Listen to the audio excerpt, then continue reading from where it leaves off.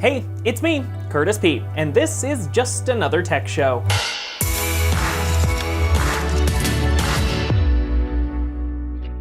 Big news coming out of SpaceX last night as the company tweeted out they have signed up their first passenger to take a trip around the moon. SpaceX tweeted out this image and a statement stating they have signed up their very first private passenger for a trip around the moon in the near future on the brand new BFR spacecraft. This will be the first time humans were this close to the moon since 1972. The company also announcing that on Monday, September 17th at around 6 p.m., they'll be hosting a live stream online to show off who the very first passenger actually will be, and possibly to talk more about the brand new spacecraft because the BFR appears to have got a redesign. The photo showed off with this tweet appears to show off a brand new rendering of the BFR. And people on Twitter were quick to bring in Elon Musk asking if this indeed was a new version, and Elon himself agreed. The big change you'll notice here is it appears to have a different engine configuration on the back, and there's also 3 fins at the back of the ship. The lower one you can actually see appears to be hinged, so it might actually fold up, which would be interesting. And on the front of the ship we actually see 2 smaller little fins, possibly for maneuvering when entering the atmosphere. My opinion on the matter here, it's pretty cool that someone has actually signed up to be on the very first flight, though who knows exactly when that'll be. It could be 5 years from now, it could be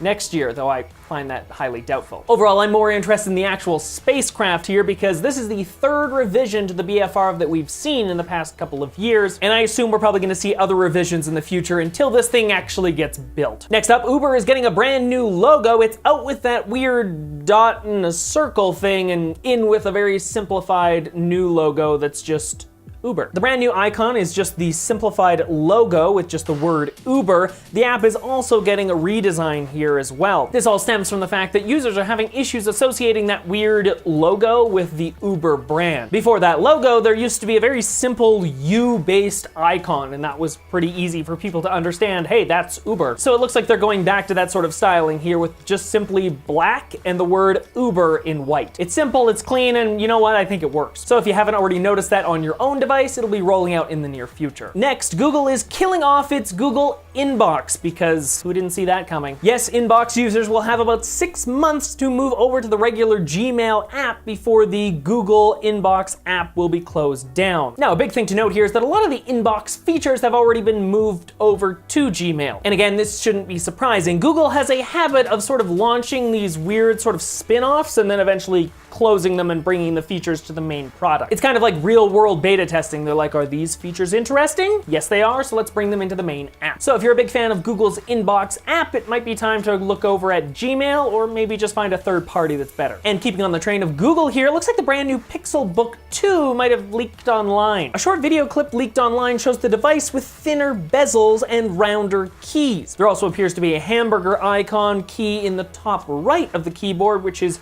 a familiar item on the Pixelbook. Another interesting change to go with Chrome OS here is that the taskbar at the bottom of the screen appears to be rounded, very similar to the way that Android actually lays out its bottom row of apps on the home screen. Another feature with the new Pixelbook 2 could be a detachable keyboard, very similar to the way Surface Books work. But we'll just have to wait and see if Google actually does announce this. Of course, they're hosting their big event on October the 9th to show off the new Pixel 3, even though we've already all seen it. So maybe we'll also see a brand new Pixelbook 3 at that event. And the last story for the week here, looks like Ford is sort of showing off its brand new all-electric SUV. Codenamed the Mach 1, it was announced 9 months ago at the Detroit Auto Show. But since then, we really haven't seen or heard anything about it. But the new rumors state that this is going to be an electric SUV styled after the Mustang. Now, no matter what form this vehicle actually takes in the end, it represents an $11 billion investment by Ford into the electric market. So they're seriously looking into electric because it's probably gonna be the future. This vehicle represents a pretty big part of what the future for vehicles could actually look like. My opinion on all of this, it looks good. Like, I'm glad Ford is actually investing in electric vehicles, though that's only one part to this entire equation here. The other issue is charging. It's one thing that Tesla has up on all the other electric car makers at the current point, because there are chargers all over the place for Tesla vehicles. As for other makers, not so much. So it might be a good idea for Ford and other manufacturers to team up and start rolling out their own electric charging network. But hey, hopefully hopefully we'll see more on this vehicle in the near future. Until then, it's only really rumors at this point. Well, that's a look inside of the world of tech this week. If you have a topic you want to see me talk about, you can tweet it to me.